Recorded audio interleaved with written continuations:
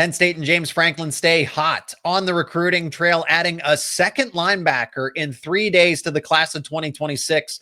And above all else, this is just another prospect that they really wanted.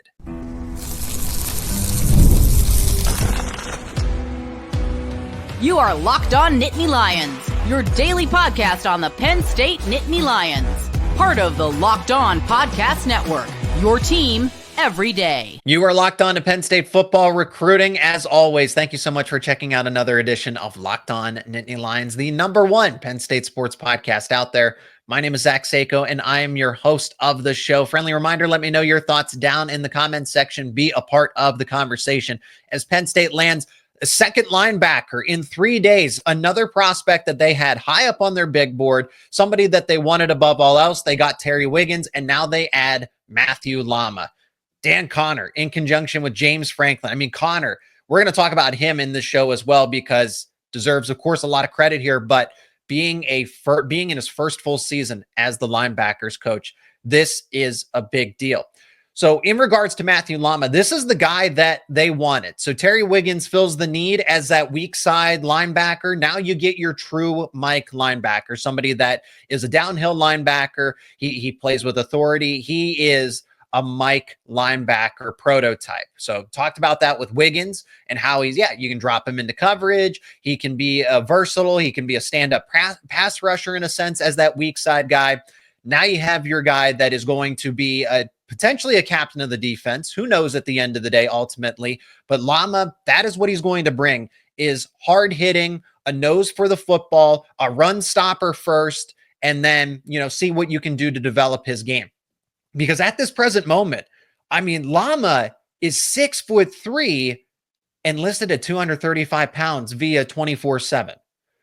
I mean, that is almost college-ready size. Now, a Mike linebacker, I mean, Kobe King going into the NFL is 6'1", 250, roughly. I think he was listed at 247, 248. So that's what you want, where you want your Mike linebackers to be, so that they don't get pushed over by the interior of the offensive line. They can set the tone with the running back that's 220, 230, right? So that they're the aggressor. And that's what Lamah is that true, powerful Mike linebacker that Penn State was looking for in this class. And it's why they get this commitment, because they put him as a need above other comparable prospects. So Dan Connor and Penn State's linebacker room get the two prospects that they really wanted above all else. Could they add another third linebacker? Wouldn't shock me. But since Penn State runs a 4-2-5, they don't need to devote as many resources or as many roster spots. That's why you constantly see them get defensive back after defensive back. They already have 4 right now, 4 defensive backs, and they could add more. There's going to be some more, an update on Brandon Arrington, that 5-star athlete who's listed as a cornerback in some places, but that's for a future conversation. So be on the lookout for that one. In regards to Lamah, having that a college-ready size, good, solid playmaking ability, is able to read gaps very well, just understands his assignment, and he's not a liability in coverage. But if I had to say, who might be better, I would say Terry Wiggins is probably better at this point in the time if I had to compare the two. But I like what Lamah brings. Is he somebody that's going to play right away at Penn State? Now, when you have the size, if he's 6'3", 235 right now, to go up to 240, 245 is probably, if he enrolls early, is not going to be too difficult for him. I'm not trying to put those lofty expectations. I'm just trying to lay out what the possibility could be. And that is a serious possibility. Where I think maybe his question marks lie are in his athleticism, because I don't think he's the fastest or the quickest linebacker in the world. Just kind of reviewing some of his film and some tape and some highlights, but he's able to make the plays. He's able to make the appropriate reads. So where he might lack in overall athleticism at this given moment, and athleticism is all encompassing. I would say that, it's just a question about speed and agility, but that overall athleticism, that strength, he's not asked to maybe necessarily go cover from sideline to sideline. He is going to be a guy that sets the tone within the box as a true Mike linebacker. So Penn State fulfilling a need, checking a box in the class of 2026. That's the most important part of this here with the addition of Mathieu Lamah. Penn State was also able to out-recruit the likes of Virginia Tech, North Carolina, Michigan, West Virginia. So he had a fair amount of quality offers. And I look at Lamah, and if you wonder why I'm calling him Mathieu Lamah, it's because he actually recently changed his last name from Matthew Canoe to Mathieu Lamah. I think this update actually came in the past couple of days here when Penn State was, some rumors started to build that, hey, Terry Wiggins isn't going to be the only linebacker prospect that commits to Penn State in the not too distant future. And that happens to be Lamah. So that fulfilled itself as that Penn State gets its second linebacker commit, and still pretty early in this process. I've mentioned that a ton of times, that when you get a commitment, it's important to get the commitment as soon as possible, because again, it just does a lot of the additional recruiting, saying that, okay, he wants to be at Penn State. He's locked in. He's ready to go. He's verbally committed. That's why Penn State likes to take care of recruitments fairly as soon as possible if they are ready to commit. But no more time wasted. Dan Connor gets two linebackers that he really wanted and sees a lot of potential in them. And that's what it is. If you're going to look at the recruiting profiles and say, well, he's just a lowly 3-star and this and that, Penn State doesn't take commitments by accident. They don't just take a commitment just because. They have their preference as, yes, still linebacker U. Penn State is still linebacker U. They have preference since they are a Big Ten school. They are one of the powerhouses right now in this present moment in college football.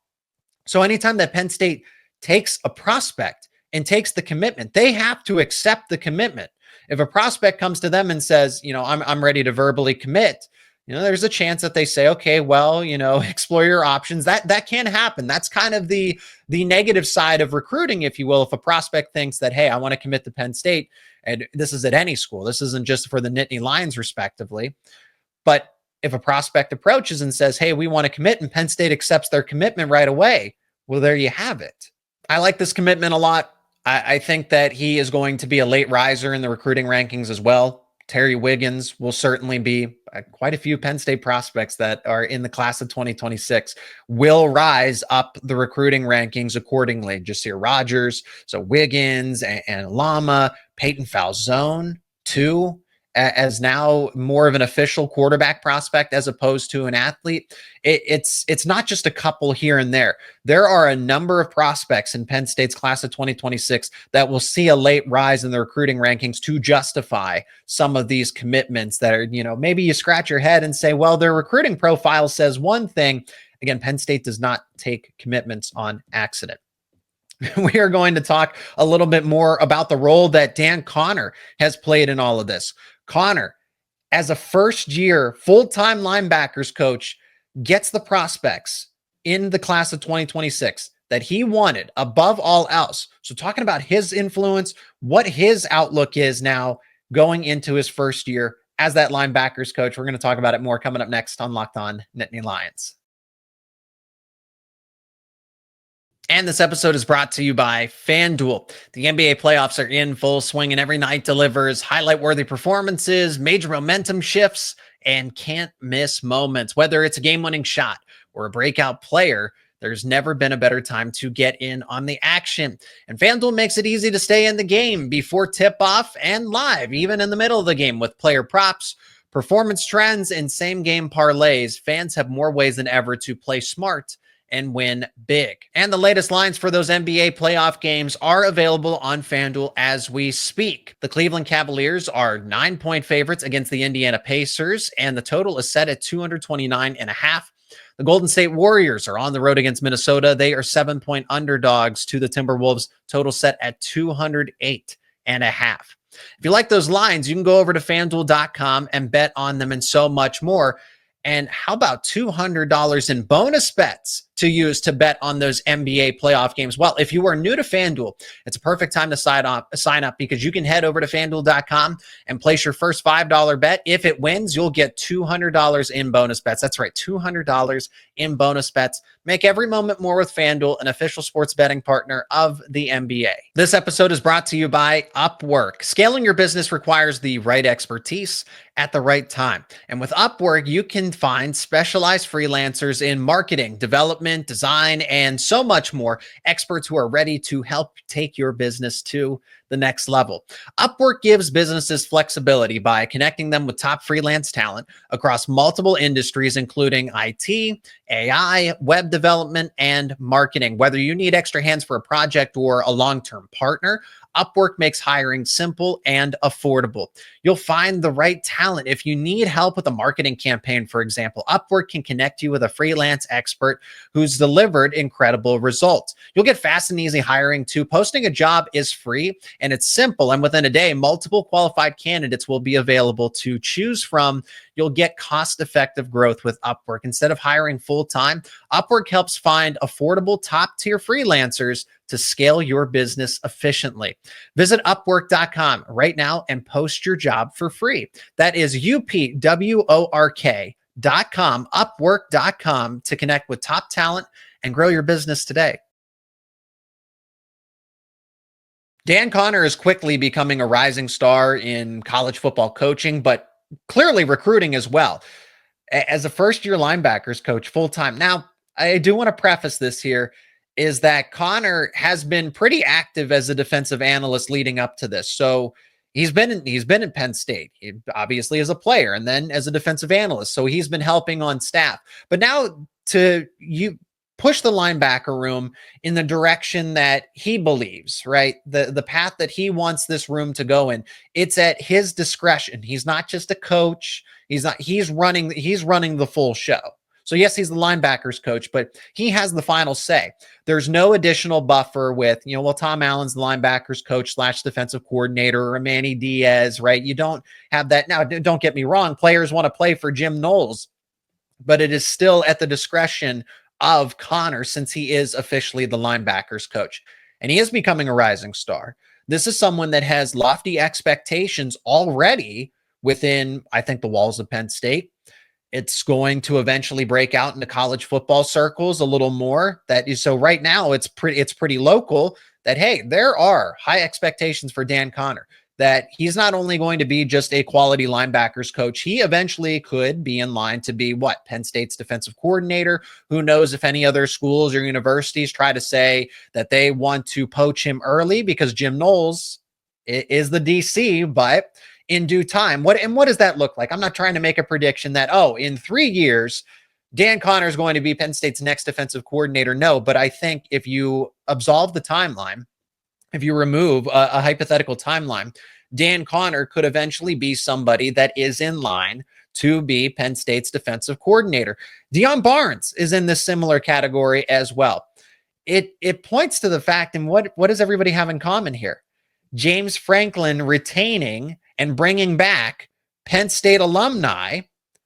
Trace McSorley's now on staff. Dan Connor, of course, obviously Terry Smith, right? Guys that are in these roles that love Penn State, that are diehard Penn State alumni.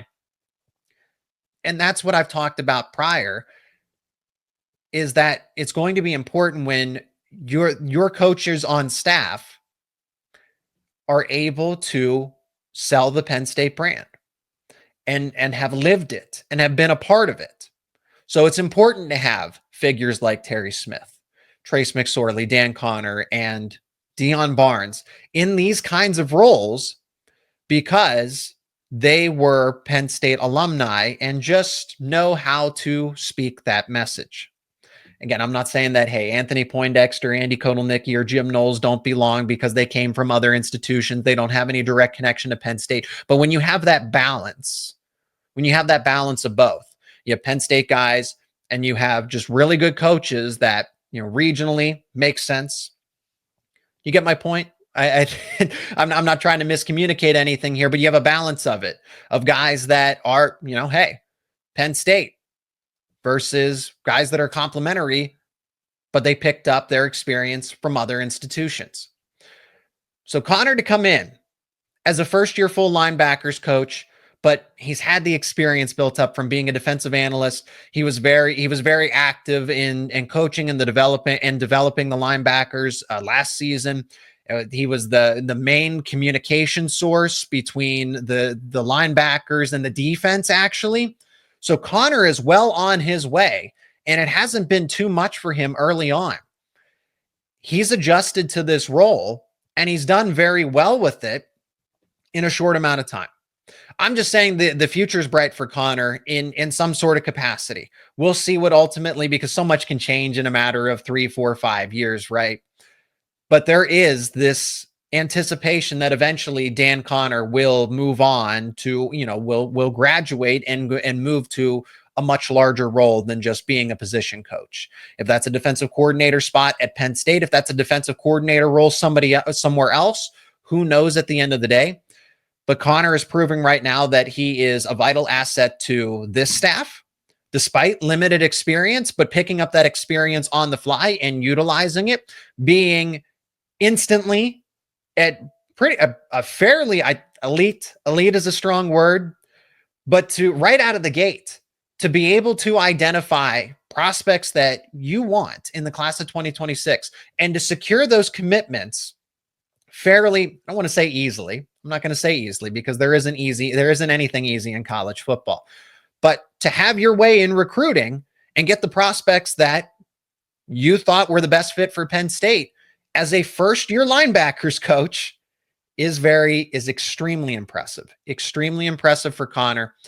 So expectations should be lofty. It comes with the territory here, and I'm eager to see Connor's trajectory, and hopefully he continues that at Penn State, but it's going to get other schools' attention. So just know down the road that other schools are going to say, hey, this guy's an assistant. Can we promote him? Because, right, you're not going to bump Jim Knowles for Dan Connor. I think that's, like I said, I just want to point to the fact that Connor has ascended past expectations in the present, is doing a phenomenal job being in his first season as the full-time linebackers coach, and is destined for greater things at that point in time. Hopefully that continues at Penn State.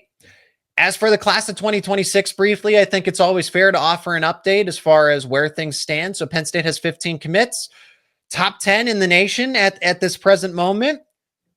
They're heavily recruiting a 5-star athlete in Brandon Arrington. So I like where things stand with the class of 2026 overall. Again, they're getting prospects. They're securing commitments from guys that they value above all else. That is what defines it. Now, if Penn State's losing these recruiting battles and they're not getting the prospects that they prefer first, that's when there'd be an issue. But the fact that they are getting prospects that they identify early and they win these recruitments, that's the important part of it. So wait until these recruiting rankings finalize to say that, oh, Penn State's just because. I remember when Ethan Grunkemeyer was a lowly 3-star quarterback and ended up as a top 5 quarterback prospect per, I think it was ESPN, but he was a consensus top 10 QB after being relatively unknown, underrated, and you saw just how quickly he moved up the recruiting rankings when they were finalized. I see a number of Penn State prospects that are going to have that similar trajectory here in 26. So they are going after Brandon Arrington, that 5-star. That is going to be a follow-up conversation that we are going to have in due time on the show. So be on the lookout for the latest episode on that. What impression did Penn State make, and how did they do with his official visit for 5-star Brandon Arrington? That's going to do it for this edition of Locked On Nittany Lions. Appreciate the support. Thank you so much for checking out this episode. If you are new to the show, subscribe to the YouTube channel and wherever you get your podcasts. We are part of the Locked On Podcast Network, where it is your team every day.